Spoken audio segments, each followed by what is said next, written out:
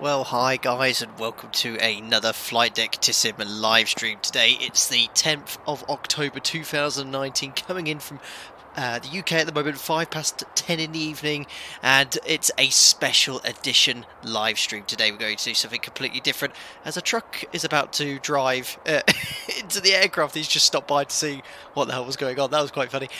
So yeah, today we're doing our first ever light aircraft stream, a VFR flight. In fact, we're going to be going in this aircraft from Geneva, which is in Switzerland, to one of the most challenging airports in the world, and that's Courchevel in France. A flight time of about 30 minutes or so, and if we have a little bit of time, we'll also do the return sector. Now, as I said, we're not actually doing live time at the moment. The time is 12 hours behind actual time, because it'd be quite difficult to do a night flight into Courchevel. It nestles in the Alps amongst a lot of mountains. You don't really want to go into the airport at night time. We are, however, using live weather.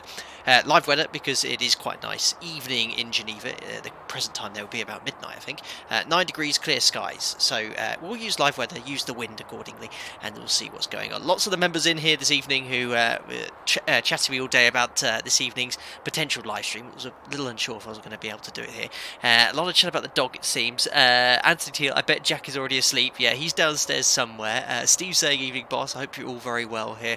Lots of other chats, some new faces here as well, but I hope you're all having a pleasant evening nonetheless. We are offline on the VATSIM network, mostly because I don't actually remember how to do a VFR flight on VATSIM. I don't think there's any controllers there anyway, but I wouldn't have the foggiest on how to set up for a VFR flight. But anyway, here we are. We're in Geneva. We're on stand Golf 1, which is the VFR apron here. Now, if you're interested, this aircraft is freeware aircraft from a company called Aerobask. Yeah, we didn't order any fuel. Certainly not as much fuel as that. That's brilliant. Anyway, this aircraft is completely free. You'll find in the video description below a link to get it. Apparently, it's one of the best freeware scenery aircraft you can get for X-Plane 11. It's actually a diesel-powered aircraft. It's a Robin DR401, but it's diesel-powered. I think it's got about 150 horsepower. It's quite a nippy thing. And I've had a kind of like, a couple of hours playing around in it. It's got this G1000 avionics suite, which I haven't got a clue how to use, so we're going to have a bit of fun. We're just going to basically fly using a basic VFR flight plan, a VFR map. Look at all this attention we're garnering here in Geneva, all these trucks go past. But yeah, that's it. We're going to kind of wing it, really. I've got a checklist to follow and a few other things as well. But anyway, here we are on the aircraft. We've got a full tank of diesel for our flights to Courchevel and back. It should be more than enough today, and I think if I go here, we do have some sort of checklist I've uploaded here. So we've got Robin DR401 Courchevel. Here's the routing. Here's a little chart for Courchevel, and we've got the checklist as well. So we'll get the checklist open here. But firstly, I'll show you a map of where we are in the world, in case you're a little bit unfamiliar about those sort of things, where we are and stuff. So here is a map of Europe, and we are in Geneva. This scenery is from Aerosoft. I purchased it today, and we're going to be doing a VFR flight taking off, I think, from runway 22, which is the preferred runway. We're going to basically make a left turn southbound. We're going to head off towards Annecy. I actually went on a school trip to Annecy when I was a young kid, so it's quite cool to fly over there. We're going to then go over Lake Annecy, or Lake Mayfed, I think it might be called. The airport's called Mayfed. Then we're going to go towards Albertville, and then essentially we're going to fly along this valley. I think if we zoom in here towards Moutiers, then Beauzel, and Geneva Airport is nestled in these mountains just here. We're going to try and have a good look of it out the window here. Now, to help us when we get closer, we've got this Moutiers and Beauzel point here. Now, if we actually go back to the the charts, I have another document. That's our routing, sorry, for our VFR waypoints. We'll discuss that shortly. I have another document here, which is the Courchevel visual landing restriction. So you can remember, we're going to go over Mousier here. We're going to try and fly this point towards Beauzel, head towards this mountain, and then we'll make a right turn onto final onto runway 22. So we'll essentially follow this. I've only flown into it once, and that was only from Courchevel Airport. I've not actually routed there from Geneva, so we might get lost, but we'll see how we're getting on. Now, I did actually purchase the brand new Orbeck scenery from Courchevel, but I ended up actually uninstalling it. The reason is a huge chunk of Ortho 4XP is missing for that entire area, so you just get default there's a default tile there. It looks rubbish compared to Ortho 4XP. Secondly, the runway for the Orbeck scenery, it's not as smooth smooth as mesh as it is with the default. I think the default runway is actually a lot better, so I've actually just uninstalled it. So it's a personal opinion. I think the actual airport itself looks absolutely stunning, but to enjoy the scenery on this VFR flight, I actually uninstalled it, so we'll see how we get on there anyway. So yeah, howdy Alfie Douglas, hope you're well as well. Blake Shana, you love the general aviation flights. Well, you're certainly probably better prepared than I would be, so I have absolutely no clue what we're doing here. Anyway, right, let's get towards the checklist. Let's see if we can start this thing. I think it's extremely simple. This diesel-powered aircraft, it has FADEC in it, so it's got like a full fuel metering system. There's not even any mixture. It's just a power lever, max power and cruise and idle, which is great. You want it as easy as possible. So canopy close and lock. So let's do that first. There we go, that shuts a bit of the background noise up as well. Parking brake is locked, flight controls checked, so yeah, we'll do a bit of that. Rudders, yeah, excellent, they're all working completely fine. Battery switch on and the alternator switch on. So battery on, and I think alternator's going to be under here, on. There we go, so can I close the guard? There we go. Alarm panel test. Absolutely no idea. I think that's this, but there we go. All the lights are working. All electrical switches, avionics off. Yes, that will be the case. We'll start the engines and then we'll have a look at the G1000 panel, setting that up as well. So starting engine, canopy closed, strobe light on. I guess that's flash, and I think that's the only way you can get the beacon light going as well. There we are. So we obviously call up Geneva clearance of Geneva Tower, request engine start for VFR flight to Courchevel. Electric pump on, fuel selector on, fuel lever check. So we'll do that there. Fuel, how do we turn that's down here. I've not actually done this from cold and dark, so fuel panels on there. Tom's coming in with a very generous donation of 100 Norwegian kroner. Thank you very much. Donation to the International Llama Fund. PS, have a nice flight. Now, for those of you who are not members here, there's a bit of banter going around because those guys actually saw a picture of me for the first time with a alpaca. My partner and I took an alpaca for a walk. We went alpaca walking, and there's been a lot of banter going around regarding alpacas. In fact, I'm going to get an alpaca emoji for you guys to use in the near future. But thank you very much, Tom, for the donation there. Where did I get to? Master engine switch on, propeller area clear. Oh wait, I've been waiting to do this since I've ever been doing live streams, so open that. Clear prop. There we go, I haven't done that for a few years. Right, what else have I forgot to do? Master engine switch on, faded lights check. Alright, so master, where's that? I don't even know. Should we just try and, actually no, master switch, yeah, I better turn this on, there we go. Preheating, let's try that. Oh, why is it not working? Only ever happens on a live stream. Let's try that again. Oh, there we go. We're up and running. Thank you very much. I've got Potter coming in for a brand new membership. Thank you for directly supporting the stream and my channel. You'll be automatically invited to the members only Discord immediately upon synchronization of your YouTube channel. Thank you very much for sorting that. Sean Ralph, I've just woken in Australia to this. Do I need to go back to sleep? Well, in 30 minutes time we're going to be attempting a landing into Courchevel, so probably. There we go, Dougal, that's diesel for you, lol. Well, we've got it started anyway. Right, so check oil pressure at idle, so RPM 890. I need to turn the... Well, no, there it is, RPM 890, so that's idle. Check oil pressure, that's pretty important to do on a light aircraft. So oil pressure's in the green, oil temperature's warming up quite nicely. Is that going to be something about cylinder head temperature? I'm not sure about that. Kieran McCann coming in with £10. Thank you very much for the donation. Evening, Captain. Catching my first live stream after being suggested by your Flight Sim 2020 video. Went back and watched a few of the uploaded streams and loved how charismatic and informative the videos are. Well, thank you very much, Kieran, for the donation. Glad you enjoyed the Flight Sim 2020 video. What you might find here is a less educational stream, certainly a more entertaining stream for one, but nonetheless we'll enjoy ourselves all the way. So alternate light faded lights check off. I think they're on the warning light panel, but there's no warning lights there. After engine starts, electrical fuel pumps off. I forgot to turn it on, so that's not an issue. Battery off, fade checks. Yes, we imagine that all works all fine. Avionics power switch on, so let's pop that on there. There we go. Right, so what I did make was a very brief document on SkyVector to show you our routing. So we're going to do VFR, but we're going to go south from Geneva towards Annecy. That's going to take about, I've got my little flight log here, I think it's 10 minutes. It's then going to be another 10 minutes to Albertville, and then we're going to make a left turn along this valley down here, and then follow that guidance on the chart how to fly in there. But that's essentially what we're going to do. But for the GPS, I'm just going to put in here direct to Courchevel. So the Courchevel code is Lima Foxtrot Lima Juliet, so I'm just going to whack that in here. I did have a little play with this earlier, so I've got a rough idea how to at least do simple directs there. One thing I didn't know what to do, and I would like some suggestion on that, is how to set the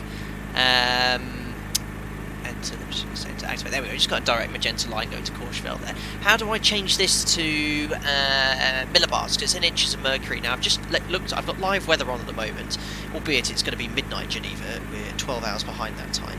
It says the QNH is 1023, and I looked that up. That's about 3021 inches of mercury, and I don't know how to change that there to millibar, but I can change that anyway. So we're going to go 30. How do I change that? Oh, I can't remember. Here we go. 3021. There we go. And the elevation of Geneva is what's the elevation in Geneva? I've got an actual Jefferson chart here. 1400 feet. There we go. So we know we have the correct QNH there. Long cat option on the PFD. Select button on the bottom. Standard Barrow out unit. Absolutely fantastic. Thanks, guys. There you go. That's what I love about these streams. That, like, seriously, I've been flying aircraft for 20 years of my, 20 years. But I've been simming for 20 years, as I said in my latest video. But 10 years flying the 737. I need you guys to help me fly and use this system here. Right. Anyway, right. Taxi routing then. Well, we're VFR. Let's have a little look outside. So we're going to taxi straight ahead. I was wanting to take off the grass runway, but it's not actually modelled here by Aerosoft, so we're going to go off the main runway here, and we'll just take off on runway 22. It's a really short takeoff run, but we should be able to take off from there anyway, nonetheless. Right, so what else have I got left to do here? Let's go back to the checklist chart. There really isn't that much to do. Is there any engine run-up checks or anything to do with that? We've done all this. Avionics power switch on, alternate light check off, altimeter check, horizontal directional gyro check, altimeter set. We've done that. Lights as required. Well, we've got the beacon on. Do not exceed 1400 feet. The oil temperature low. Standby compass check. Canopies closed. Flight controls. We've done that. Fade XF we've done that. Imagine we've done that. Idle. Electric come up on. Take off. That's it. There's not even an engine run up to do. There probably is some sort of thing to do there. F5 chat knows everything. Yeah, I know. You guys are great. So yeah, let's taxi with these guys. Unbelievable. Right, I need to look left and right here. It's like a junction on a busy road. Right, we've got the flaps set to notch 1 for takeoff. Anyway, we can probably most likely do a flap set takeoff here. Yeah, are you gonna get on your way here? I don't know of any Swiss names I could give this guy. Is he giving way to me? Oh, it's taking ages, so I'll just go in front of him. There we go. See you later, buddy. Right, anyway, let's go taxi to runway 22 for this VFR flight. So if you've just joined, yeah, it's going to be about 30 minutes to Courchevel.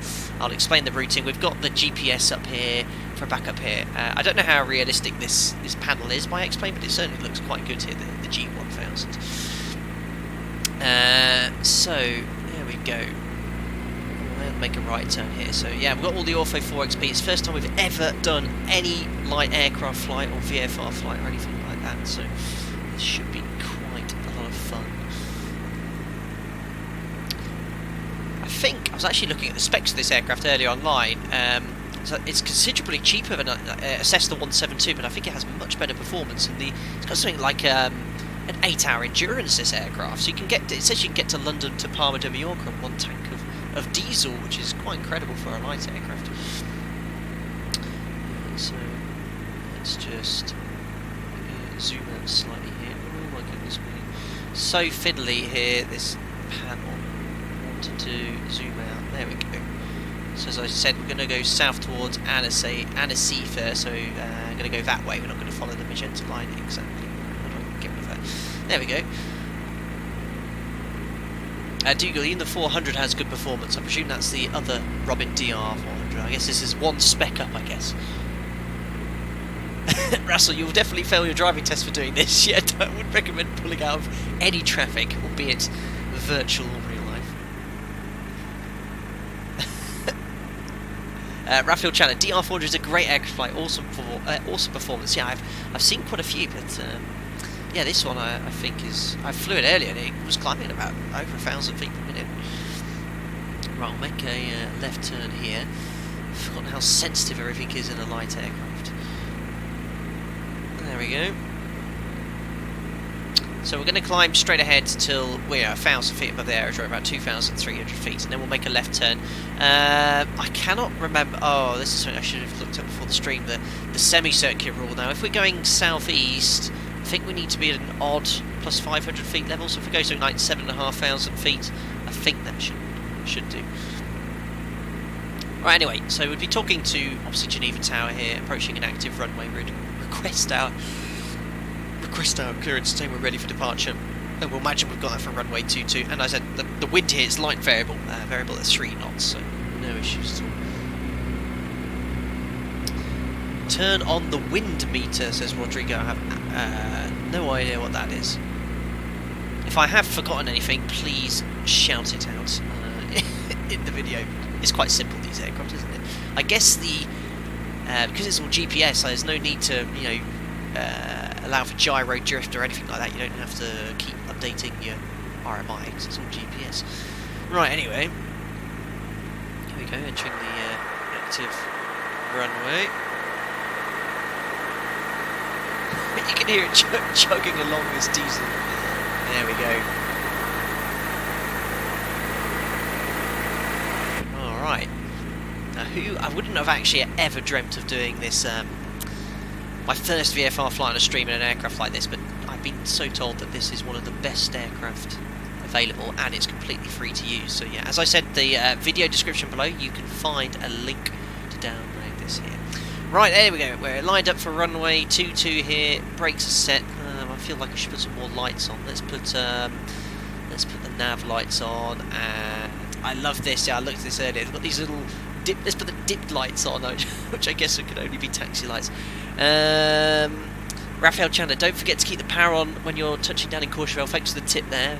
Begin the flare early. I've had 2 attempts at landing in Courchevel. One of them was awful, the second one was okay. But yeah, we'll see how we get on there anyway.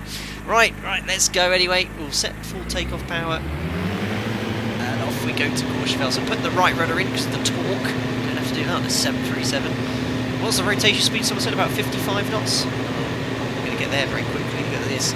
Right, there's 55, up we go, and we're airborne. A little bit of right rudder still for the torque, and we're going to climb, I think, it's up here, isn't it, 70 knots?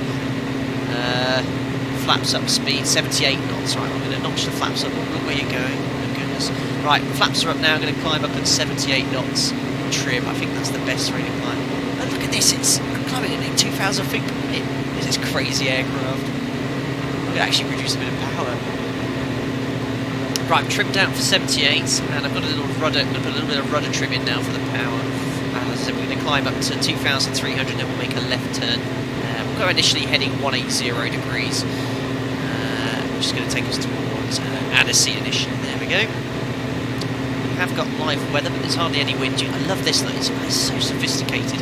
I mean, if I did my PPL in this, I'd never get lost. It's ridiculous. There's me with my little VFR flight map on my lap. In a Cessna 150 that was about, I don't know, 40 years old. I hadn't got a clue what I was doing. Right, anyway, where am I going? I said I was going to go on a heading of south initially, so towards, let's see, there we go. And again, pitch for 78 knots, and then we'll trim.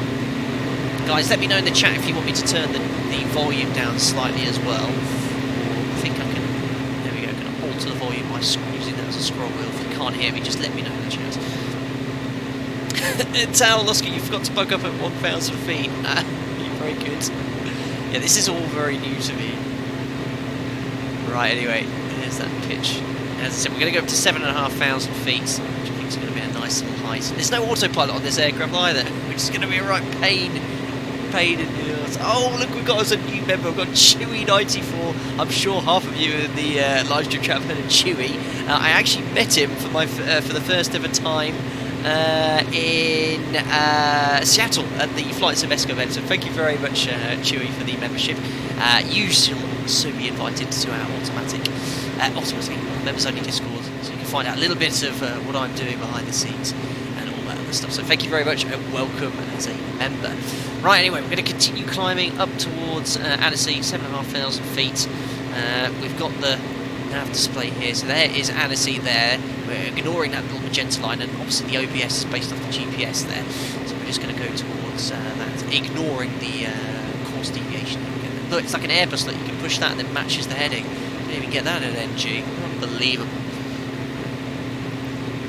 Alex Ray, but there is an autopilot with some of the G1000s. I don't think there's an autopilot in this one though. You're going to have to hand fly the whole way. Right, anyway, I've got, as I said, we've got a full tank of diesel as well for this flight, and the payload is based on just one passenger. But this is a flight data sim chartered flight. We now do local flights all over Europe in light aircraft at the bequest of members and channels.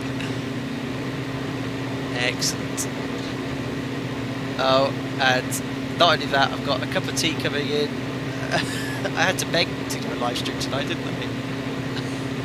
Thank you very much. Good boy, come on then. So everything's going on here. I've got new members, hand flying an aircraft. Look, there's no autopilot on this. I have to hand fly it all the way. I'm not going to crash in. Good boy. Thank you.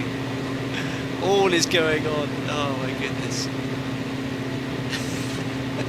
Right, anyway, we're nearly up to 7,500 feet. Oh my goodness, I forgot to preset the altitude on this. This luxury Cessna 150. Right, how do I pre-select the altitude to 7,500 feet? There we go, 7,500. There we go. So I think that just help with the situation awareness as we get closer up, and we can get in. Daniel Swift, do a loop-the-loop.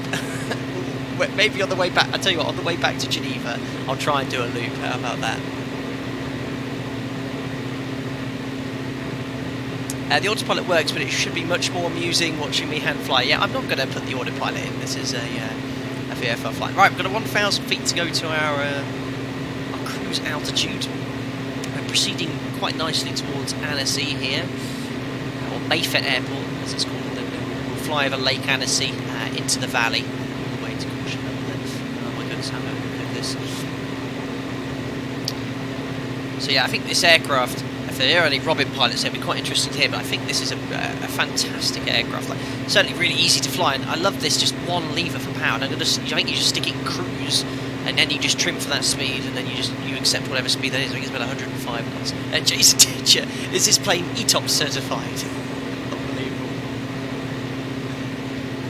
Dave Hagan, are you flying tomorrow? I am catching a Flybe flight back to my base, and I'm next flying on Saturday on earlies this week. So stay tuned on the Instagram. We'll try and share some useful pictures. Right, so if I remember the light aircraft, you firstly pitch, let the aircraft to accelerate, then you set your power. So if I look down here, we'll stick it where it says cruise, there we go. And then we trim for that speed, so it's going to be about 7,500. That should give us about 100, 105 knots. I was looking at it. And there is Lake Annecy, so yeah, it's a perfect day for VFR flying. You can see where the ortho tiles have slightly misjoined. A little bit of a blue line there. There we go. Look, nice look at that. That is trimmed perfectly. I've let go of the joystick now. A little bit of rudder trim, so you can see here. I don't know where actually the rudder trim controls are on this aircraft, but you can see I've got some buttons assigned for rudder trim on my keyboard, so I can set the rudder trim to stop the aircraft drifting. So you just keep fiddling with that until it's completely steady there. Right, there we are. We are completely level. 7,500 feet. I should think we'll be there in about 25 minutes or so. There we are. So we've got cruise here. Is there any cruise checklists? I have no idea. There we go. No, it's just descent and approach. So what I'm going to do is press home for now. We'll bring up the interactive map as well. So you can see here we're going towards Annecy. And I've got the spy. Oh, look at me not maintaining altitude at 7,500 feet. Maybe I do need to slightly mistrim it. Pilot X down, are you allowed to ask what airline you work for? If you're new to the streams, you probably have noticed well, if you're not new to my streams, you'll notice that a lot of people ask that question. That is something I just keep to myself. It's an airline in Europe, based in the UK. My operator is well aware of what I do. They give me full permission to do that as well. I just choose not to say who I work for, so you don't ask me questions like, I've got my baggage missing from said airline, what do I do to get it back? I'm not here to do that. It's going to show you how to fly an aircraft, albeit I don't have a clue how to fly this one. But anyway, you get the gist. Harsh again, but when are you going to fly the A320 again? Well, I've still got it, obviously, the Tollis A319. I was about as successful as flying that as I will be today flying this. But yeah, we can jump into the aircraft at some point. No plans at the moment. As I said, we're coming to the end of the summer period at my work now, so I will be a little quieter in the winter. I will have more time for streams, but at the moment I'm still pretty busy right up to the end of this month. I'm actually doing a full 5 days of flying next week there. Steve Mayer going with a donation there, £4.99, thank you. Donation to a new alpaca jumper, unbelievable. Thank you very much, Steve, for the continued support and alpaca related jokes and banter. I really appreciate that, thank you. Unbelievable. There we go. Infinite224, what do you think of the new Microsoft Flight Simulator 2020? So, I'm sure those of you familiar with my channel might have seen the little video I made regarding my initial thoughts on that. I think it's going to be the sim of the future, and I'm not saying that because Microsoft shipped me over there to go and have a look at it. It generally was quite impressive. I mean, if we were flying around now, I should think in the sim you'd have kind of like the Google Earth equivalent of Ortho 4 XP, or Bing Map equivalent, I should say. The performance looked great. I think they actually had one of these aircraft, albeit without this full avionics suite, but we'll have to wait and see. And I only played a very early version of the game, pre-alpha build, and it all looks incredibly promising. We'll see, we'll see. There we go. So I think with the G1000, if you do this and press activate and execute again, it just updates that magenta line, so I'll just keep doing that. If I pan down this way, just need a bit of left rudder trim. You see how I let go of it, it just rolls to the left slightly? So it needs a little bit more left rudder trim. So how do I pan down this thing? Well, as I said, we're going to go down this valley all the way to Courchevel. I can remember earlier I could move the map around. Oh, there we go. I just need to have a bit more play with that. Oops. My altitude all over the place, plus 100 feet. That's no good. Alright, back to 7,500. As we approach Annecy. This is brilliant. As I said at the start of the stream, I had a school trip here. I was about 11 years old. It was really cool to be flying around this way. The aircraft is really cool.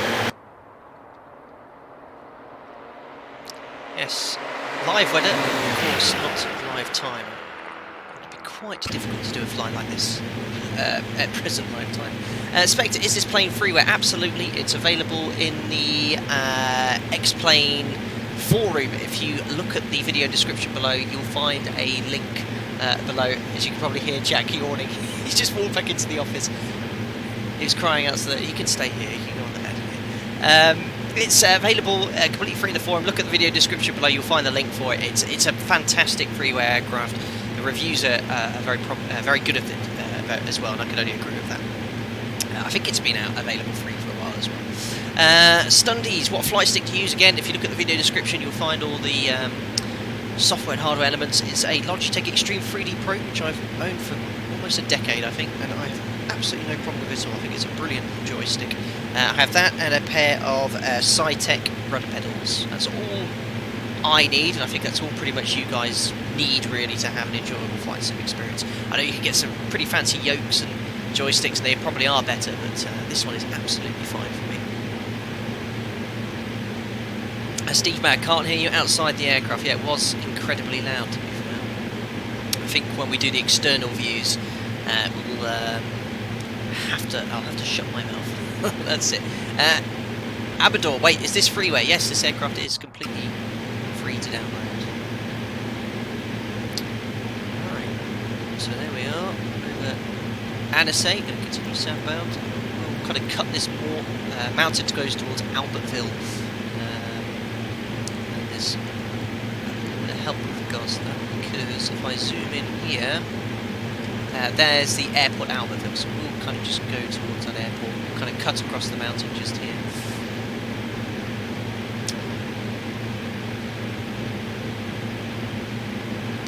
Matt Surley, what sort of special training do pilots need to land at airports such as Queenstown in New Zealand? Now, I'm not familiar with that airport, but certainly complex airports or commercial airports are categorised based on their difficulty. So a Category C airport would be the most difficult. An example would be Innsbruck, another would be Funchal in Madeira in Europe. Certainly with that respect, you need to do some dedicated simulator training before doing a flight to that sort of airport. Airport like Courchevel, which I think they call an altiport, again, I think you need to do some sort of basic tuition at Courchevel. I was reading up on it online. Again, I don't exactly know. But yes, the internet would most certainly be your best source of information there. JCP, are you ready for the audio for VATSIM on Monday? Yes, they are about to release a new codec. I am going to be out of base, well, away from home in my actual base until next week. I'll be coming back on Thursday, but I should think the next stream will obviously go on VATSIM, most likely in the Zemo model. We'll try out the new codec for sure. We'll see. I'll have to see what else.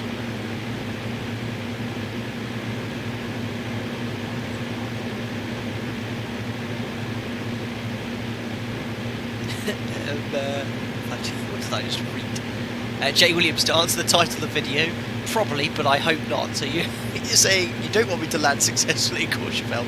Oh dear me, doesn't bode well.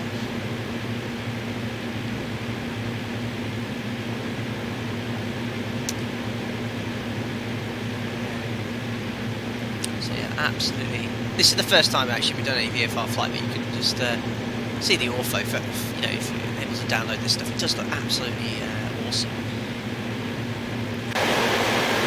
I know you can't hear me. Side views. Look, it looks really good. Fantastic.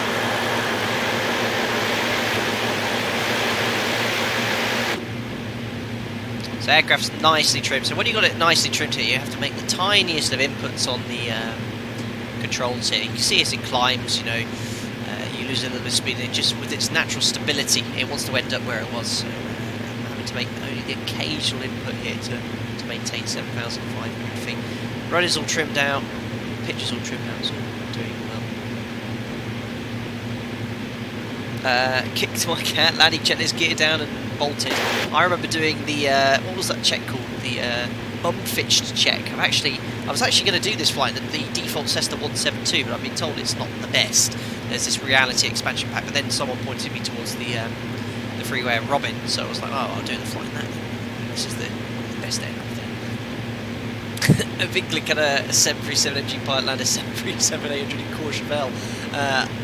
I don't think so. For a bit of a joke earlier, I was actually in the BAE Hawk, the RAF trainer, to see if I could land that, but I couldn't even land that thing in there, but I was just having a bit of fun. But this aircraft should have absolutely no problem. 738, that's pushing your luck slightly.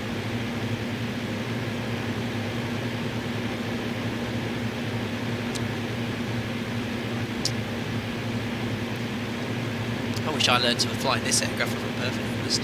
Well, actually, to be fair, if you learn to fly an aircraft like this in your PPL, you know, is there any opportunity to learn kind of raw, basic, dead reckoning navigation? You know, that was so important. When I did my PPL, this was back in 2005 when I started doing that. You know, we were taught the importance of not having a GPS. You know, you had the map and your heading bug and a compass, and you had to plot all your stuff prior to the flight and use dead reckoning and, you know, look out the window. You know, with this thing, I mean, the navigation suite on this, I mean, look at this stuff. I think even there's a train system on here. I was having a look earlier. Was it map terrain? Look at this. You can even tell you if you're going to hit anything. I mean, this is unbelievably brilliant. It's full of information, but I think if you learn to fly on this, and if any of this stuff stopped working, would you have those skills to be able to navigate conventionally? I don't know. I'm sure, and I hope people are taught still to fly like that. I'm certainly enjoying all this stuff now. It's certainly helping me with my navigation, not make sure I don't get lost. Charlotte's Racing. I'm landing on a good old Cessna 152. That's what I'd like to. I'd like to hear about. Fantastic. Anyway, we've crossed over Lake Annecy. We're going to continue with the rest of our routing towards Albertville Aerodrome, which is just here. Oh. There's Albertville. I'll close this briefly. Bring up the old. There we are. There's the chart there. So this is the actual VFR tractor plot. Just make sure I know where we're going because I haven't got any autopilot here. So yeah, we've just crossed over Mayfair Airport into Annecy, over the lake. We're heading off towards Albertville. We're now going to go down this valley, and then we're very quickly approaching Courchevel. I should say we're about 15 minutes away now. And then we'll switch over to this VFR chart here as we get towards Moutiers. There we go. Right, so again, update this back to activate. There we go. So it just keeps the GPS and RMI updated.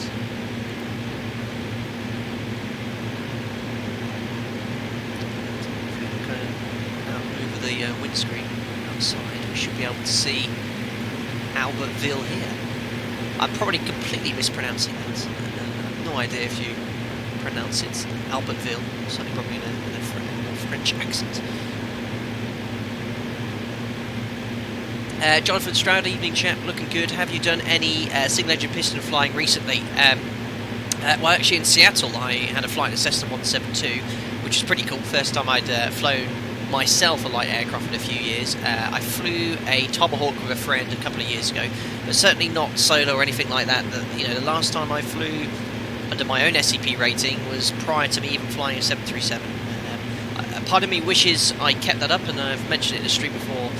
I wish I had, but one of the problems is it's just I fly best part 700 to 900 hours a year. I quite like to see the back of an aircraft, if I'm honest, occasionally. And I know that sounds awful because most of you guys here want to do exactly what I do, but you know, it's like everything in life. Once you do a lot of it, it's nice to have a break. I quite enjoy doing this these days.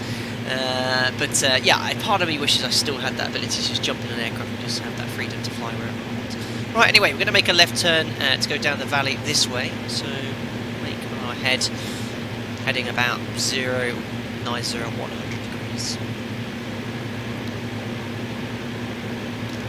Maintain my altitude at 7,500 feet. So I'm just going to pitch up.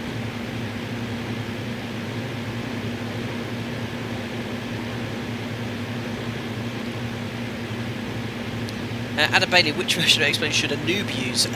Well, just get the latest version, it'll be absolutely fine. And they've actually got some very basic lessons there to get you started.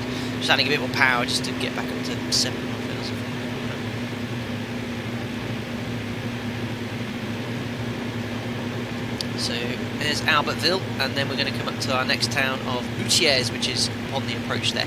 Now, the elevation of Courchevel, I presume we'll have the same QNH there, it's 6,500 feet, so even though we're cruising at 7.5, we're only 1,000 feet above the elevation we're going to land at, so we don't need to descend that much. We're just going to maintain 7,500 feet all the way there, really.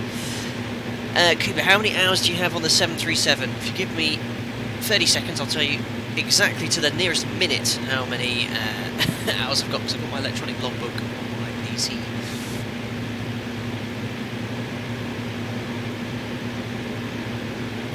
Crash my whole computer, I hope. Right, logbook reports total time. So to date, total time on the 737, excluding time as an instructor, so actual jet time, is multi-pilot 4,063 hours. There we go. Total time and experience, including sim time now, is 5,497 hours and 55 minutes, of which 1,100 of those hours are level D sim time. So time I've spent instructing in the simulator, which you can log, but they're not actual aircraft hours, but it's good to have on record anyway. So you can look at all these, I can only imagine ski slopes here. That's a real problem with X-Men. I wish they did seasons there. But yeah, look at this Ortho 4XP, it's fantastic. Now, as I said, I actually bought the Aerobask Courchevel scenery, but I uninstalled it because they removed the entire tile of the default Ortho 4XP. So you just had this default X-plane scenery for the terrain. It looked, well, it's just ugly compared to Ortho, so I canned it, I binned it. Right, anyway, into the next valley, and there's going to be a Musiers around there, I reckon.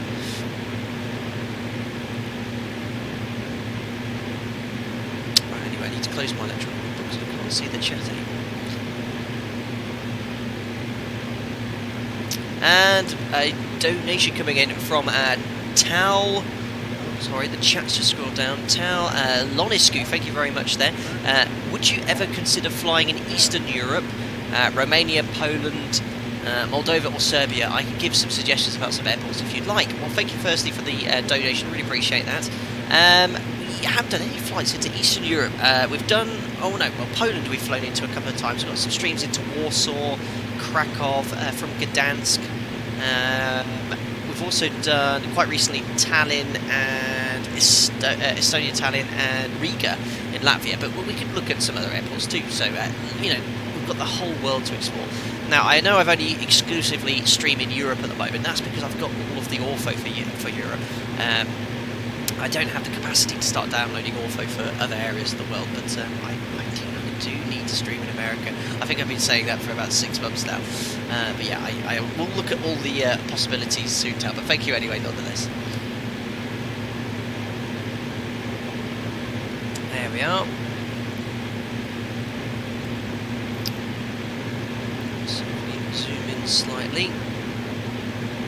We'll be coming up towards, you can see on this map as well, there is Moutiers, which is in the corner of this valley, just here. And we're going to make a left turn eastbound. Well, you can see, look, in a direct route to Courchevel, only 7 minutes 20 seconds away.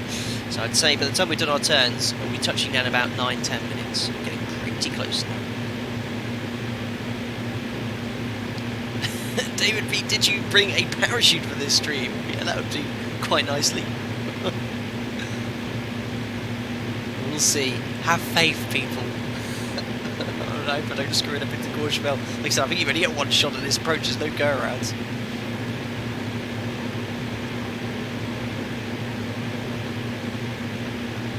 Head count for real challenge, simulator flap failure. No, we'll be using full flaps and the approach speed, I think it's 65 knots. I might even go 70 just to give myself a little bit of margin. Right, anyway, so you get the gist of it. We are now approaching Moutiers. We're now going to go after that Moutiers to Beauzel, towards that mountain here, and then Courchevel, we're landing there. So if I get rid of the map now and bring up the next chart, which is the VFR chart, this one here, there we go. So we're going to be approaching Moutiers soon. I think we then have to be at 7,000 feet. I don't know if that's a minimum altitude or the actual altitude. I have absolutely no idea. As soon as we overhead Moutiers, which is, I think, this town just here, make that turn eastbound. Alex Ring, but no worries, if he fails, he'll have no time to parachute. Cheeky. Adjeted, ever flown Cirruses? No, I've never flown the Cirrus. Never flown any light aircraft with this sort of avionics suite. Well, apart from when I was in Seattle 3 weeks ago for the Microsoft Flight Sim 2020 event, but that was the first time I'd ever been anything as modern as this is looking.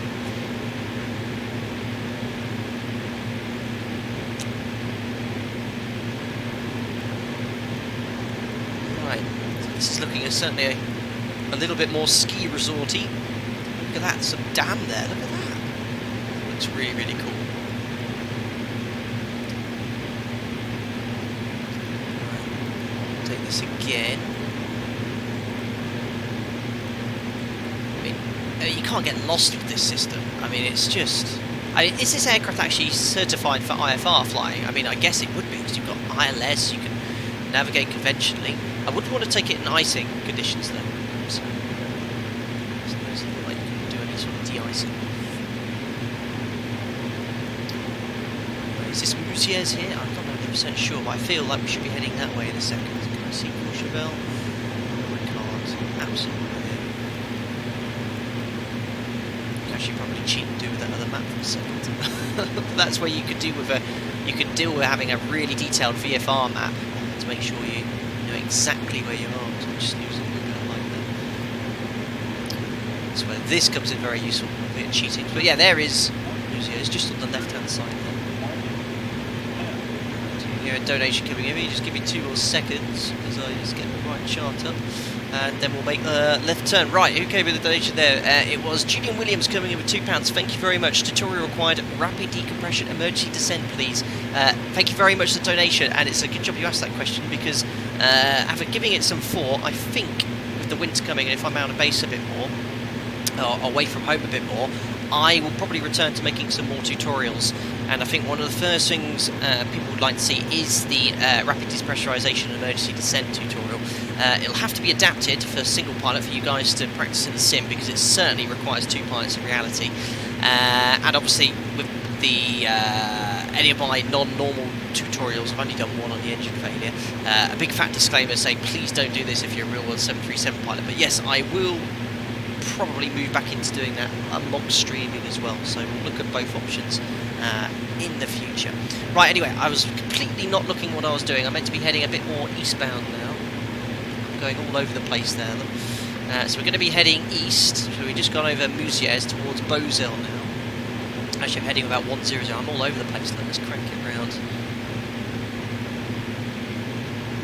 I'm meant to be going this way, there we are. Beauzelle's going to be towards that. In fact, is that Courchevel over there? No, no, keep your eyes peeled. Move on. So we'll be looking for Courchevel very shortly. In fact, let's have a look at the other map as well. Let's cheat again. Oh, that one, Courchevel PDF, home, maps. There we go, cut the corner bit. Yes, we're heading towards Beauzelle still, so that's where we need to be, Beauzelle. And after Beauzelle, we're going to go on this heading here towards Mountain, and then when we're 90 degrees, we'll make the turn onto runway heading. Actually, what is the runway heading in Courchevel? It is 223, so for situational awareness, what we're going to do is firstly get back to 7,500 feet. That is the town I think we're looking for. We're going to set this heading here to 223, so we know what to do on turn, we'll be on about a heading of 223 degrees. Well, that'll match with the runway QDM anyway, so we'll see how we go. That donation coming in, it's from Luke Zabar for £1.99. Thank you very much. Do you know anyone who's gone through the L3 Academy? Well, thank you very much for the donation. Really appreciate that. I'm afraid, my friend, I don't. It's now been 10 years since I started my flight training. I did that at CAE Oxford, what was known at the time as Oxford Aviation Academy, and I don't know anyone else that trained at any other school. Well, I know a few other schools, but certainly not L3 Academy. There it is, that is the runway, there is Courchevel, guys. Oh yes, the challenge awaits. There we go, and as I said, this is not the Orbex scenery, this is the default X-Plane 11 scenery, because I think the runway is far more realistically sloped with this one, and again we have the ortho to enjoy. Right, anyway, what do I need to start doing? Also, after this point here, this town, I think we can go down to 7,000. So we'll descend now to 7,000. So if I go, so it's about 1,700 RPM. That's what I used to set the Cessna 150. Just to descend down to 7,000. We'll keep Courchevel on the corner of our eye.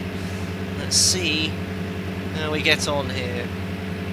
I've no idea where we need to start selecting flaps.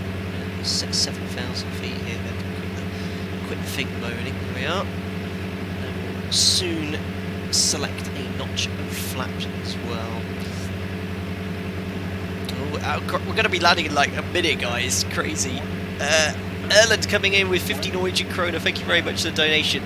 Hello from a Norwegian ramp agent applying to a flight school this fall. Wish me luck. Any good luck? Good luck on the landing there. Well, thank you very much for the donation, Erland. That's very, very kind. And good luck with your flight training as well. Let me know if you want any tips anytime. Just drop me a message.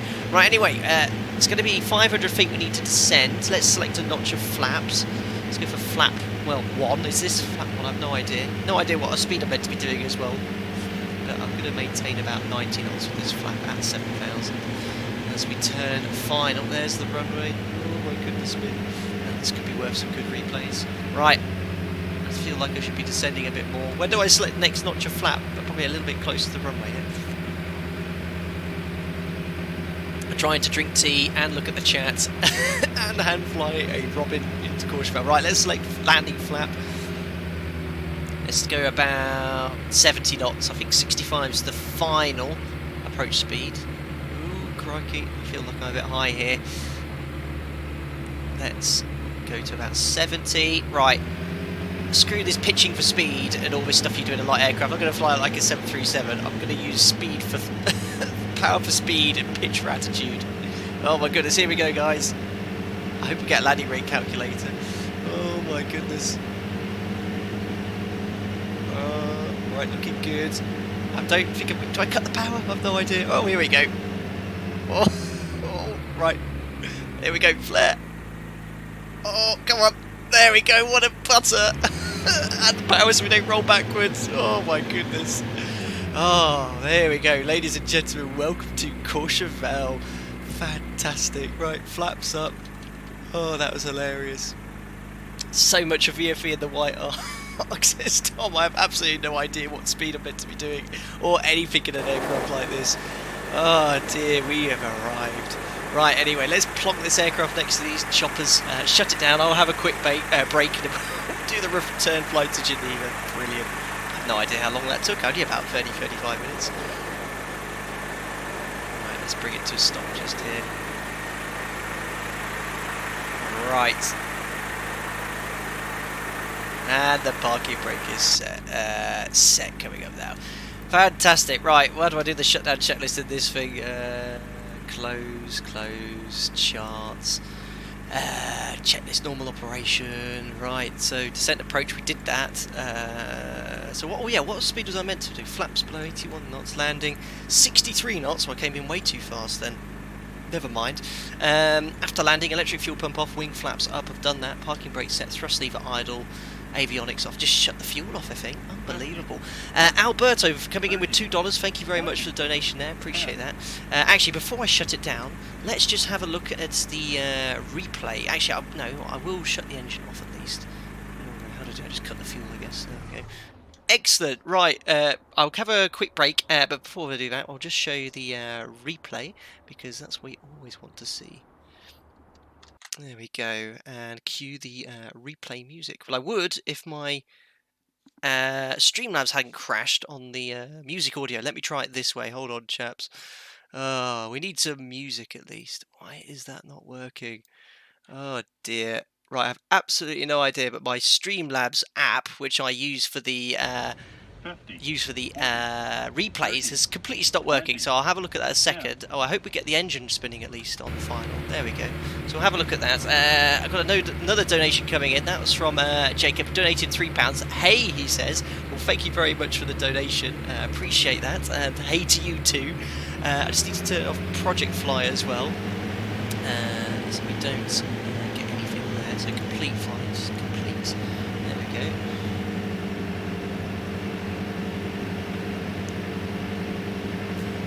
And you should hopefully have some music now as well. There we go. Right, let's have a look at from the threshold at least. Oh my goodness me. Oh, look, I was going to smash into the... Ooh. That's not that bad. Actually, what was the landing rate? I have absolutely no idea. Oh, I need to look at that again. That was... that wasn't too bad. Oh dear. 720 feet per minute? Are you joking? I don't think that was 720 feet per minute. Probably that was my rate of climb. Or plus 720. Well, that was because I was climbing. I think it just looks at your rate of climb. So yeah, that was definitely not 720, because there would be no aircraft left there. Oh dear. I think it just looks at your rate of climb, which was 720 feet per minute as I touched down. So I don't think that's terribly realistic.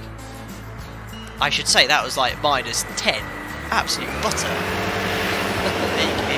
Adding the power. Right, I'll just do one more, guys, and then I'll take a quick break, and then we'll head on our way back to Geneva. I'll be back in about 5 minutes, guys. See you in a second.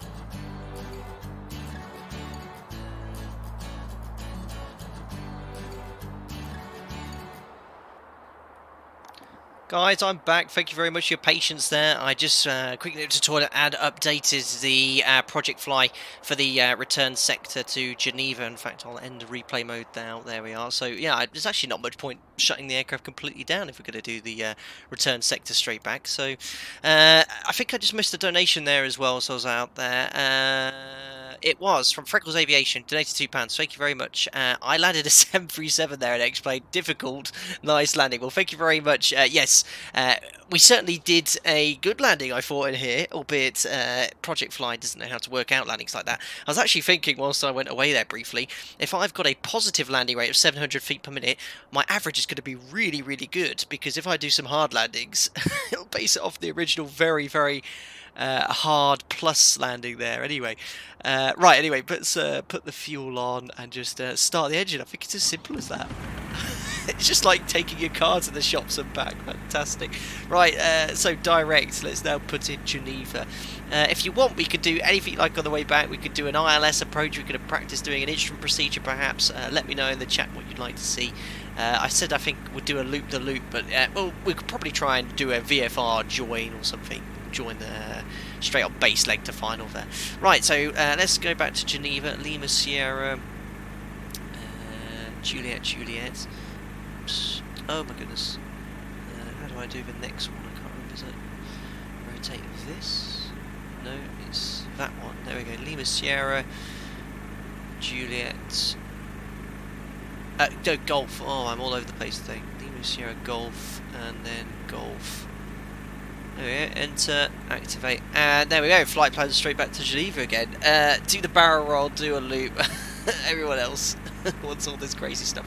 Oblivion Plays, I'm sure it's Orbeck scenery. No, this is not the Orbeck scenery. If you've just come to this stream, I purchased it today, but I was a bit disappointed with it because it removed the entire Ortho 4XP tile. So if you're an Ortho 4XP user, you lose this tile here. So I had all the boring mountains here from default X-Plane 11, and not only that, the Orbex had a bit of a kink on the runway here. I think the default runway has a far more realistic slope there, so I went back to the default one. For me personally, I just preferred it. Right, anyway, checklist wise, I think that in an aircraft like this, there's a few checks for FADEC, and there's no magnetos, I don't think, or anything like that. There's no need to check anything like there, so we'll just select flap 1 for takeoff. We'll use all the runway here, and then we'll take off. Now, looking at that chart for departure, we're just going to do the reverse routing. We'll probably have a bit more of a direct routing on the way back. I don't really make much sense of this. We're going to take off of runway 22, well, 04, because you can't take off 22. We'll make a left turn here towards Beauzel, and then climb up to this height here. We'll just head off the way we came in, basically, looking outside, essentially. So, there we go. Release the parking brake. And we'll taxi to the runway, which doesn't take too long here, in Courchevel. And we'll just head on our way. What a fantastic aircraft this is from Aerobask. Now, I think Aerobask, from what I understand, do payware scenery, but this was something they gave to the community completely for free, so it's very much worthwhile getting. Certainly if you enjoyed this stream, I'd recommend downloading it straight away. David B, just fall off the edge of the runway. Yeah, I think that's essentially what you do here. I think we'll be using all of that runway before we even get towards the hill here, because this thing is so overpowered, it seems to be doing completely fine. Anyway, right, let's get on our way. So we'll hold the brake for a short while, set full power, and release the brakes. Get a right rudder for the torque, which you always have with single engine piston aircraft. And let's go. Look at that, we're already at 40 knots over the hill.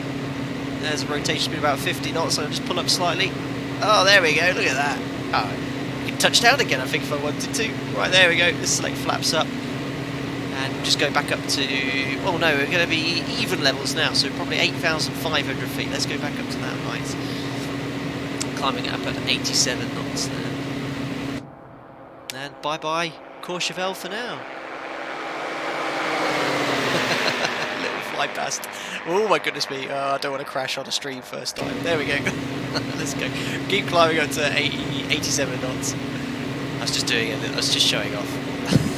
They're at 8,500. Let's dial that in. And I think this one will do a slightly more direct routing.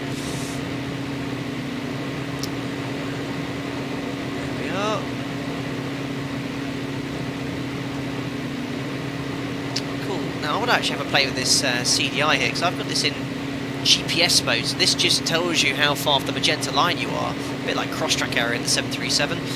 But I think if we... how do I back OBS, GPS, no idea, any of the speeds, CDI, there we go, so you can change it to VOR. I've set it up to one of the VORs earlier prior to the stream, that's in Geneva. So, yeah, I certainly need to play with this CDI. There we are. And almost reaching 8,500 feet. White knuckle into a barrel roll loop. Once we clear the mountain range to get towards Geneva, I will try and do a loop. You can tell me how to do one, because I've never done one before. Well, I have done a loop, but in a glider years ago. Right, there's 8,500 feet. Let's wait until we get to about 105 knots, and then we'll stick this in the cruise bit. There we go. Oh, I love it. It's so easy. Trim for about 105 knots, whatever speed this was. Take a, as I said, a slightly more direct routing here. I don't know if you can do this in reality. There could be some local geographical issues. Certainly if it was, you know, windy, you might get some mountain wave or something quite strong here. So I don't know about the specific routing you'd have to take here.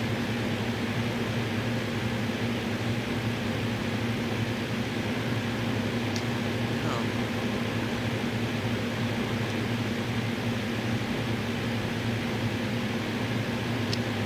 I mean, who needs an autopilot? I think, you know, especially as a training aid, if any of you are doing your PPL thinking of becoming pilots here, you know, Flight Sim was good as a training aid when I was learning to fly, and that was using Microsoft Flight Sim X and 2004.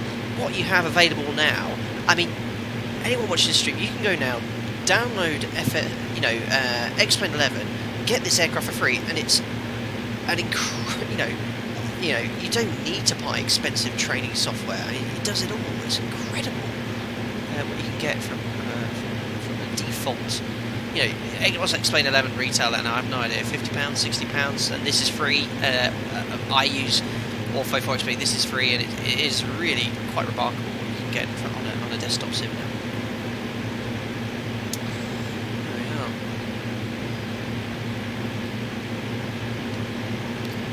Trimming for 8,500 feet, and we should be in Geneva in about 25 minutes or so.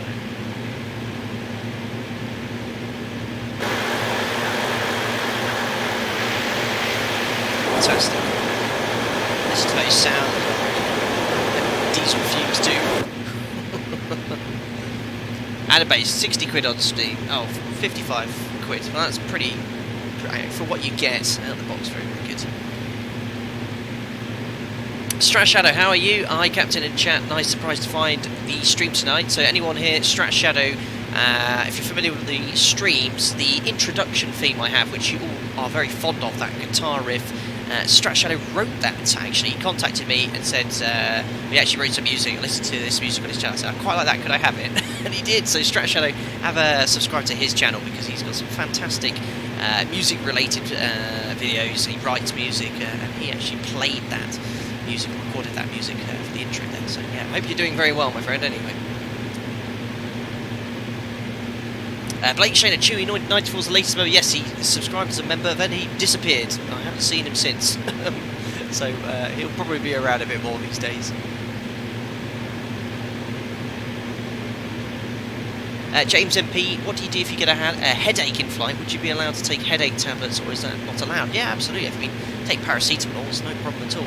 Just don't take anything which gives you ill side effects, especially if you're flying the plane, I might add. Yeah, if you've got a headache, paracetamol isn't a problem. 86 Abel, what's the ending music? I found that it's a bit of free music. Where did I get that from? I don't know, over a year ago. It's like SoundCloud or something like that. If you type in royalty-free music, it's like one of the top hits there. That's where I got the music from. Captain Borg, is there MSA in VFR? Absolutely. MSA is applicable to all airports around 25 miles. We'd be interested in that height, obviously, around here. I have no idea what it is because I haven't looked, by the way. But I certainly know the MSA around Geneva. I think that's from our direction. It's actually 10,600 feet. So we're technically below the MSA here, because look, there are parts of the terrain level with the aircraft or higher. Now that's probably Mont Blanc there, I think, actually. I know it's not too far away from Courchevel, Geneva. I think that could be Mont Blanc there, the tallest mountain in Europe, I think. No quoting this. Mason, what is the coolest thing you've seen whilst in cruising? I didn't see it last week, but I have seen it before. A few guys I flew with last week, a couple of the first officers told me that there was a large meteorite. Now, remind me, guys in chat, what's the one that breaks up in mid-air? It's a meteorite, the one that broke up, and apparently it was so bright it lit up the flight deck, and everyone on the radio was talking about it, but there was a huge meteor shower. One of the best things I've ever seen is, we have periodic times in the year where asteroids or meteor showers are more common. If you get to see those up there in the cruise altitude, you look up and dim the lights and your eyes adjust, you can see loads sometimes. That's probably the most impressive thing I've always seen at night time, meteor showers.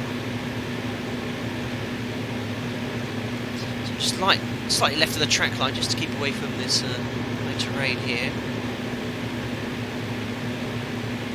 Rich saying, are you hand flying autopilot? Completely hand flying. I don't even think this has an autopilot, or someone's saying that you could have an autopilot, but no, we're all trimmed out at the cruise speed, maintaining 8,500 feet. Potter, have you ever seen St Elmo's? Yes, I have. If you go on my Instagram, I've actually got a picture of St Elmo's fire somewhere. Bobley meteor showers peaking currently. Yes, that's probably what those guys saw last week. Well, I'm on earlies this week, but I certainly missed them last week, that's for sure.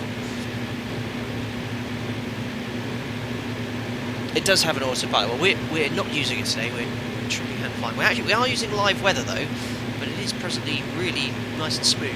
And thank you for that. I appreciate weather gods for making it nice and smooth. Actually, that's the point. I have no idea what the transition level is here. Whether we should still be on an altitude or not. I should think we're below it there.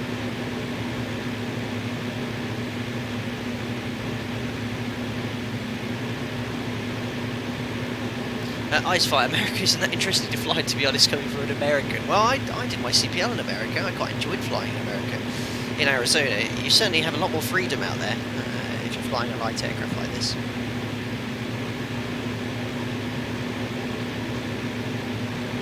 There we are. So as I said, we're cutting the corner. There's Lake Annecy again. Zoom out slightly here. About 20 minutes to go until Geneva. We'll probably just enter the visual traffic pattern today. We'll probably go join base leg for runway, or join downwind and then base leg for runway 22.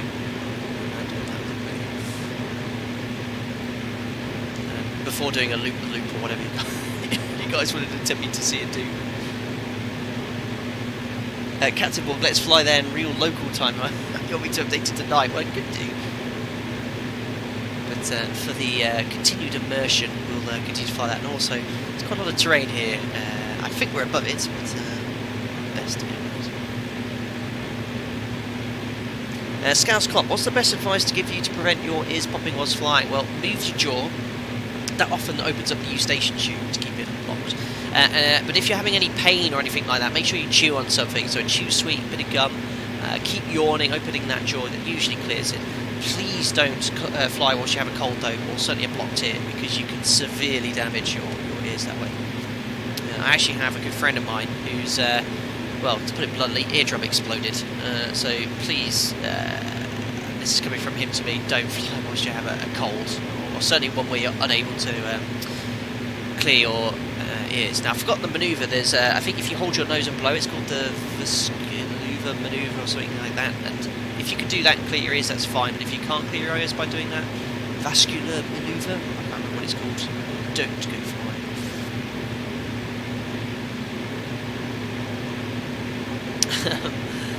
Freckles Aviation, what's your best what's your favourite airplane? I think everyone here knows what my favourite airplane is. I fly it. No, I quite like the Spitfire, but no, I really do like flying the 737.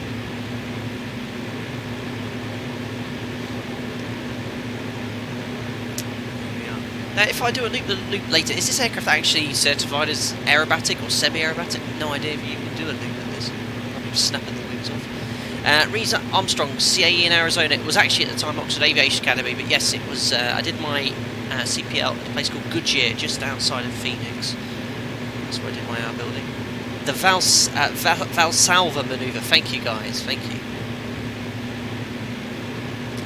Billy Eastwell, do you have a mechanical failure on this flight? Well, not this particular one. If you're referring to, in reality, I've never had a major mechanical failure.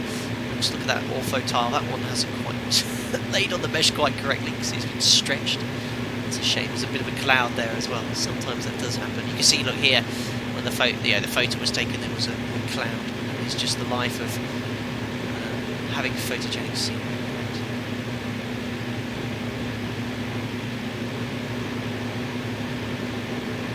Icefire, out of curiosity, what made you come to America for training?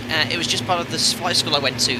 It was an integrated flight training package, Oxford Aviation Academy, and the CPL part of that training was just in Arizona. The main reason for a flight school to go to America is because it's much cheaper than in Europe to fly an aircraft like that. DR400 isn't rated for aeros. There we go. Well, we'll attempt a loop anyway, just for lols. Itrix, hi Captain, if you get to fly long haul one day, what aircraft would you like to fly? Well, I won't be going long haul, certainly not. My long-term plan is to stay where I am. Quite enjoy flying the 737, my current operator, but I'd like to fly the Jumbo. I think not as many of those going around anymore, but I love the 78 as well. I think these new aircraft, the modern avionics, which I've never flown, fantastic, quite promising. Tom Baldock, I wonder if there's any wave lift or roll cloud all that mountain flying. I guess it's super calm today. Well, yeah, I am using real world weather, and I guess with these winds it is. But I flew around here test flying with live weather earlier, and it was incredibly turbulent, and there were updrafts. When I had the nose down at 10 degrees nose down, and we were still climbing, so I think it can be modelled some way. I'm not 100% sure.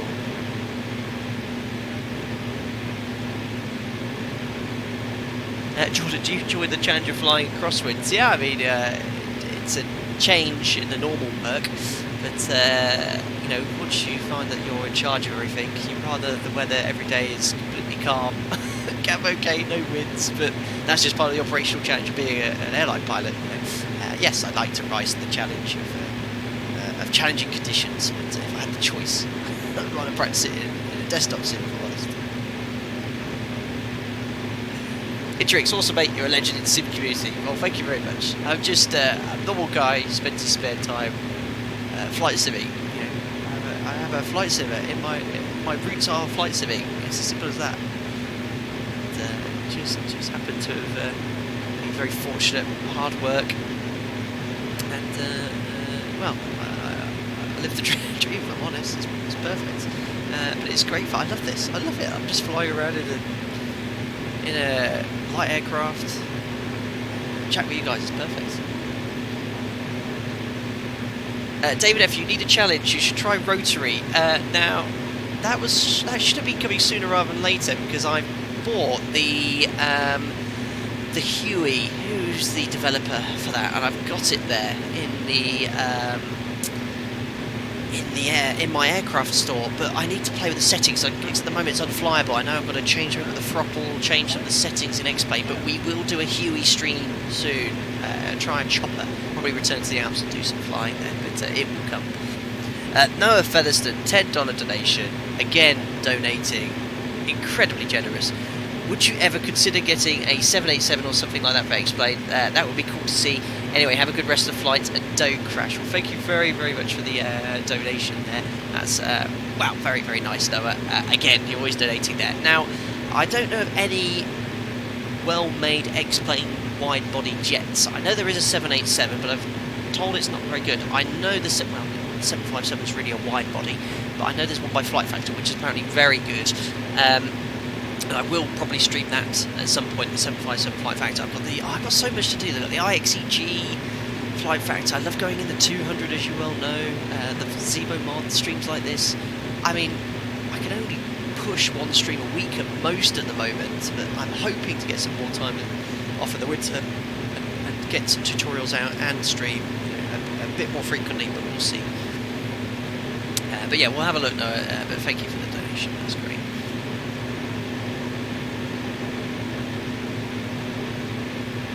So there we go, more than halfway to Geneva now. We are approaching 12 minutes to go. Last bit of the mountain range of the Alps, and then we are clear. The computer's churning up a few frames here, I think it's loading up more Morpho. Siraj Beat, time to start work, bye, or enjoy your work, sorry you have to go, but thanks for popping in nonetheless. Adam Bailey, the A380 will be fun to see. Well, I don't know if there's any decent A380s on any flight sim platform at the moment.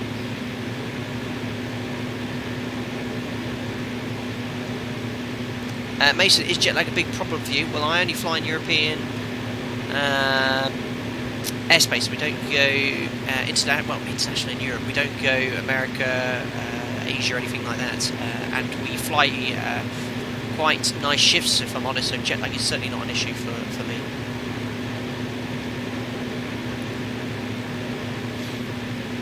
Romulus, which image source and zoom level did you use for Ortho? It looks great. This is Bing Maps, and it's all zoom level 17.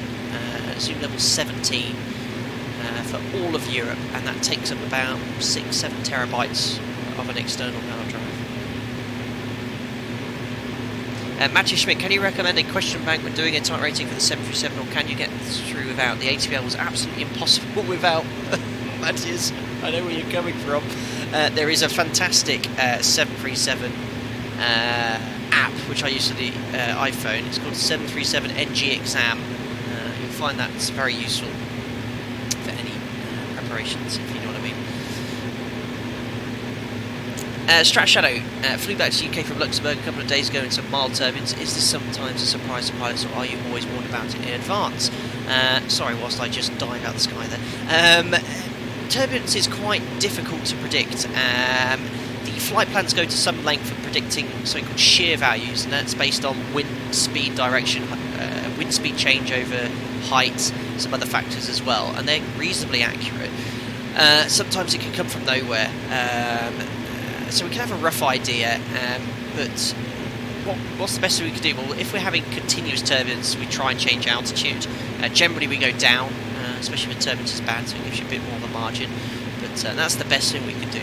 In fact, I'll tell you a quick story, because it's quite interesting. About 4 days ago, we were flying from my base in the UK. We were going to Ibiza, and we were climbing through about 20,000 feet, and ATC came to us and said there'd been reports of moderate to severe turbulence. Now, I don't think I've ever experienced severe turbulence in 10 years. Severe turbulence, if you look at the definition of severe turbulence, it's kind of like defined as times where the aircraft's uncontrollable, you're unable to, you'd be unable to stay in your seat without restraints. It's pretty violent, and you'd have to, ground the aircraft post-duty to have it inspected by an engineer. I've certainly had moderate turbulence, so we got this message from ATC. Other aircraft reported, so we were quite concerned, and we had what I'd call moderate turbulence. It was very bumpy. We had to get the cabin to stop service. Certainly the worst I've had as the captain. I've had very bad turbulence as an FO once, over the Alps in fact. That was caused by mountain wave, but yeah, there's not much you can do about predicting about it. The best thing is something called PIREPs, or pilot reports. So you talk about other pilots around there, they just report it. So when you're next there, AT advise, look, listen, there's been advice of turbulence in this area here. So it's just word of mouth, really. That's by far the most accurate way of gauging it, is use someone else as a guinea pig. Find out then before finding out yourself. Adam Bailey, worst turbulence I experienced was flying from Chicago to Portland. So bad, even the captain said on the tannoy that we might have to divert. Well, there you go. Yeah, I mean, that would be pretty severe in that case if you had to think about diverting. Gavin Wallace coming with a €5 donation. Thank you very much. Great to catch you live. Love the vids. Do you prefer to fly the early mornings, or are the later shifts easier? Well, thank you very much for the donation. Gavin, that's a brilliant question, because it depends where I am. If I'm at home, which I'm not, and I haven't been flying from home for about 9 months now, but I'm hoping to get a transfer, within the next 9 months, I'd prefer to be on earlies. That way, I get up early, work, and then I finish my shift, and then I can go home and relax. If I'm on late, you know, you can potter around during the day, but you know you have to go to work later, so it's always on the back of your head, and I find it more difficult knowing that you have to go to work later. So I prefer earlies at home. Whilst I'm away from home, I quite like the difference between the two. So I quite like working earlies and lates and alternating. And the great thing about lates is you can have a lie-in, obviously, next day. So earlies, yeah, generally, the airline I work for, earlies is early. So, you know, I'd be getting up on, typically on any earlier, well, between 3:30 and 5:30 in the morning, generally early. And finishing at about between midday and 4 o'clock and 5 o'clock in the evening, depending on what you do. Some days are much easier than others. You might just do an IB from back from the UK. You might do 4 sectors, or you might be going to Canaries, which is 4.5 hours. So it completely varies. But yeah, I generally like earlies. But whilst I'm away from home, I like the difference between earlies and lates each week. There you go. Mike Swift, we there yet? We're getting close, as you can see. I think Geneva's just coming away 5 minutes, and if you look ahead, there is the runway, and I'm going to land on runway 22, I think. That's preferred runway Geneva, so we're going to continue towards the centre of the airfield, the centre of the pattern altitude, which I have absolutely no idea. So if anyone in the chat can tell me what the pattern altitude in Geneva is, that'd be fantastic. At the moment, I'm just going to fly, I don't know, 2,000 feet above aerodrome level, which the elevation is 1,300 feet, so we'll fly at 3,300 feet for now. Unless anyone can tell. Freckles Aviation, do you prefer long haul or short haul flights as a passenger? Short haul, very much. Shorter the better. Jordan, do you prefer 2 longer legs or 4 short legs? Depends on the weather. If the weather's good, I actually sometimes prefer doing the 4 short flights. More to do. The longer flights, they can get a bit boring.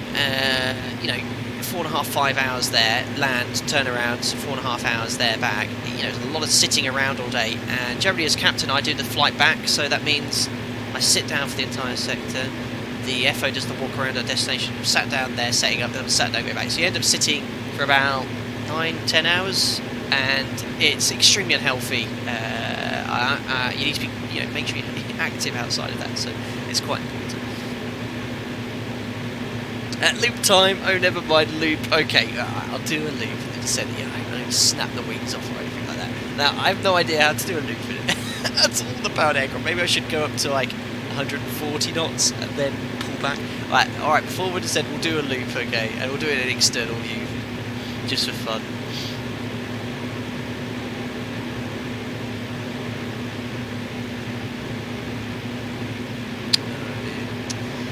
I think, I was actually playing with this earlier, I think you've got like VNav here, you can actually plan your descent here really nicely. But you can work it out at 4 minutes, we need to be at 3,000 feet, so if we do 1,000 feet per minute, we're going to be, you know, 1,500, 2,000 feet per minute, we're going to be at pattern altitude. Right, anyway, I'll do a loop anyway, just for bands. Right, what am I going to do? In this view? Alright, let's go. Right, if I do the nose down to about 140, and then pull up. Oh no, I've only got red arrows telling me to pull up. Oh no, I don't want to exceed VMO or anything like that. Alright, here we go. Unbelievable, guys. There you go, there's your loop. Oh my goodness me. There you go. First ever official flight data sim loop. There you go. Right, let's go to about 1,700 and start descending. Unbelievable.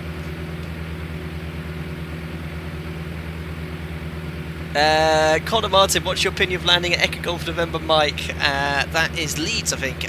It's been a while since I've landed in Leeds in reality, but it's quite a challenging airport because that runway is basically not aligned with the wind direction in the UK, so you often get lots of crosswinds there. It's quite a challenge, but yeah, I've landed there quite a few times. Look at the chat, nicely pulled off, lol, fantastic. Do it in the 737 next time, fantastic. Oh dear, I love it, oh dear, look at this descent. Now your ears would be popping there with 2,000 feet per minute rate of descent. Right, we'll go down to the pattern altitude then, we'll get to about 3,300 feet, we'll join left-hand downwind for runway 22. I absolutely have no idea how to remember how to do a circuit in a light aircraft. You wait until, I can remember vaguely, you wait until the runway's like there, start descending, in assessment 1,700 feet per minute. Oh, it's like right at the back of my head. I have all the pattern altitude work there, but I've not done a visual circuit pattern. Well, in the 737, it's very different to an aircraft like this, but I've not done anything like that like for 10 years. Alberto, one more loop, no more loops. That's it. No more loops. You got your loop. One day I might do it in the 737. We'll see. I don't think it'll do it very well.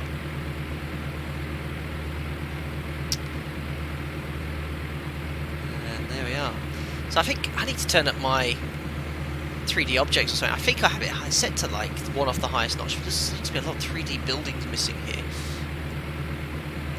Or maybe, have I got ortho for this area? I think that looks like a bit rubbish.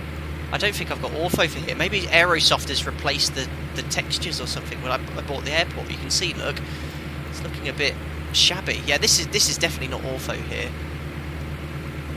The ortho starts there, so maybe the Aerosoft scenery has removed ortho for the surrounding area. I'm not sure. Long cat, the Dash 8 could do a barrel roll for sure, and I know exactly what you're referring to. God, that was about a year ago now. Alaska Airways Dash 8. Long cat, I can't see what the 737 should survive. Well, no, it should be absolutely fine. Didn't Bob? Is it Bob Hoover? There was that guy who rolled a 707 with all the generals on board or something. I know. Yeah, it could definitely be. Oh no, 3,300, not 3,700. Horizon, not Alaskan, sorry. I forget the difference between the two out there. Right, down to 3,300, that's 2,000 feet AGL.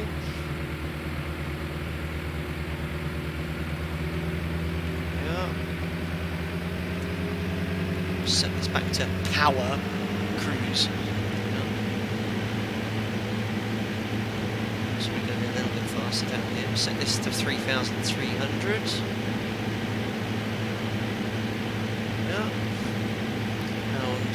We'll set the CDI.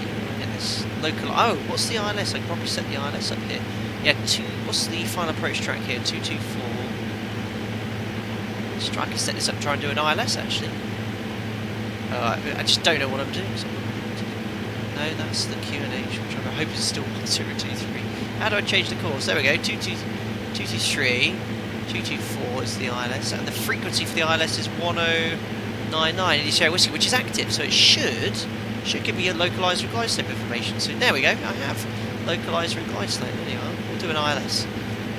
Or are we doing a I don't even know what we wanted to do here, because I didn't really chat. We'll do a circuit pattern. I'm certainly very tight in. Well, we'll leave the ILS on for a bit of guidance. We'll make it a pattern altitude. We'll start descending downwind here.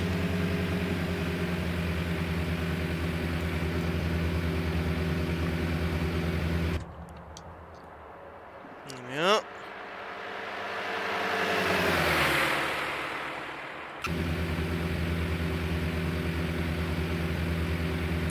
So where's the DME for the ILS here? I can't see any DME information. DME mode nav 1? I have no idea. No idea. Right, that should do us nicely. We'll look out the back of the window. Start a turn on base now. Probably a little bit low here.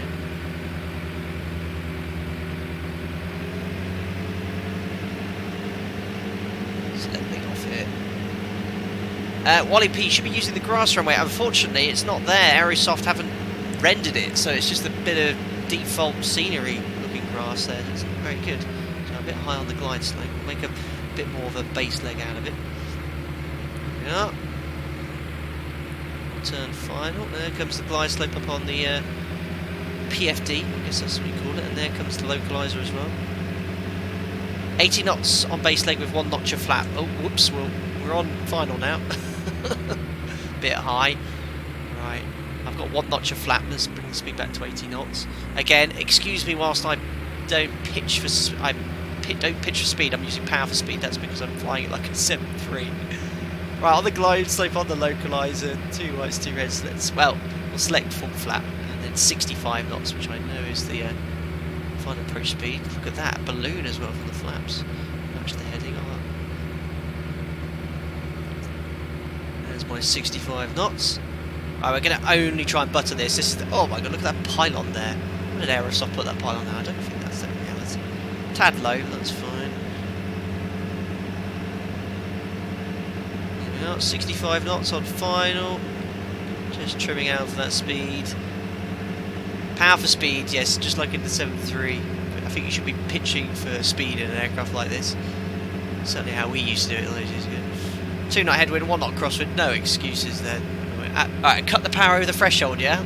That's what we do. Don't do that in a 737, you're in trouble. Right, cut the power. There we go. Alright, hold her off, hold her off, hold her off, hold her off, hold her off, hold her off. There's the runway. Have I just landed? Oh, that has to be a butter. Oh, I don't think you can land any smoother. That was wicked. Oh my goodness me. Oh, that was one of the best landings yet. I don't even know how to fly this aircraft properly. Unbelievable. What was that? Minus 70? I thought it was like minus 7. Unbelievable. That must have been like, because it's downslope. That was not minus 71. That was just complete butter.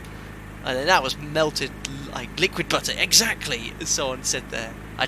So I think that rate of descent calculator is not based on the actual closure rate of the runway. It's based on your physical feet per minute, as if off the VSI, the vertical speed indicator there. But yeah, I thought I was still floating. That was absolute butter. Right, oh my god, look. How long is this runway? I could actually take off again and land, I think, before I need to vacate. Where am I going? Oh, look, it's all the way down here, the general aviation. Oh my goodness me. Excuse me. I'm going to actually power back up because there'll be a 737 or a jumbo going around behind us. There we are. Arriving at the waypoint. Thank you very much. There we go. I think that's where we can exit to the right.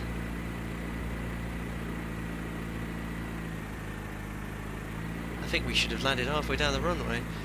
There we go. No, I'm going to roll it. Let's go off this way because I know that's towards the general aviation parking. I'm going to do some high-speed taxiing. There we go. So first stops I'll be doing is clean up now, if I had such a person. Maybe I should use a different landing rate calculator, because I know there is another one that someone made, a plug-in, which probably works a little bit more realistically, because that was not minus 70. That was just... I'm disappointed that it told you that. I don't think it looked like we landed. I hadn't actually realised we'd landed. Can't wait to see that replay. Right, how do I turn this terrain display off without taxiing off the runway? No idea. We can turn off the avionics anyway. There we are.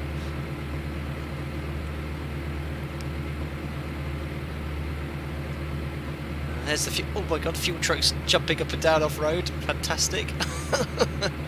He's come to get us some more diesel. Please don't drive right in front of me, thank you. I wouldn't recommend taxiing around at 36 knots either in an aircraft like this. Oh look, there we go, let's stick it in this hangar here. There we go, there we go. Got our own private hangar here in Geneva Airport, there we are. Fantastic. Let's stick it in here and call it a day. There we are, ladies and gentlemen, welcome to Geneva. Right, parking brake set, and we'll just cut the fuel off. There we go. We did it, alive, fantastic. Right, let's go look at the replay of that landing, because it was pure butter. I can't believe that there. Right, 1 hour 37 minutes. What a fantastic trip. Really enjoyed that, guys. I hope you enjoyed it too. Anyway, a little flight into Courchevel. Let's go a little bit further than that. Let's go for about there. Alright. And I just put on slow motion for a second, guys, because I need to turn off project fly again. Complete flight. Yes, complete. Turn off the overlay, that way we won't get any second landing rates coming over there. Right, so there we go. Let's have a look over the threshold first, because I completely floated that out. That was just... I mean... I don't think I could have landed it any smoother. There we go, cut the power. Now I'm going to zoom in a little bit here. You can see, look, it's down right there. So look, there's the shadow. Oh, it's holding it off. I mean, oh yeah, I mean that was not minus 70, that was minus 7, just because it's downslope. That's why it looked gave you such a higher landing rate there. I just want to do it from this view as well, just to see how long I held it off for there. But I think that's the key, isn't it? Like, if you just hold it off there. Let's have a look again from this view. I mean, absolute floated it. Dunk, there we are. I mean, I don't think I'm going to do any better. Oh my goodness. Right, anyway, what we'll do, we'll leave you with the passenger view for the person sat at the back here whilst we sign out from this stream. Guys, I hope you really enjoyed it. Geneva to Courchevel and back, just an impromptu stream, something for a little bit different, a bit of fun in an aircraft which I wouldn't typically fly on a day-to-day basis on a stream. But let me know in the comment section below, post video if you'd like to see more videos like this, and I'll see what I can do in the future. For anyone that's donated today and became a member, thank you very much for all the support. I really do appreciate that. Please give this video a thumbs up and subscribe for more flight deck sim content. I'll keep you posted. Next stream, again, I have no dedicated stream, so we'll see what we can do. Hopefully in about 7 to 10 days time we'll jump back into the Zebo pod, and for sure, you know, I'd really like to check out the new VATSIM audio codec. Thanks for tuning in anyway. Enjoy the upcoming weekend, and I'll see you on another Flight Deck Sim live stream in the very near future. Good night from me, and have a good day.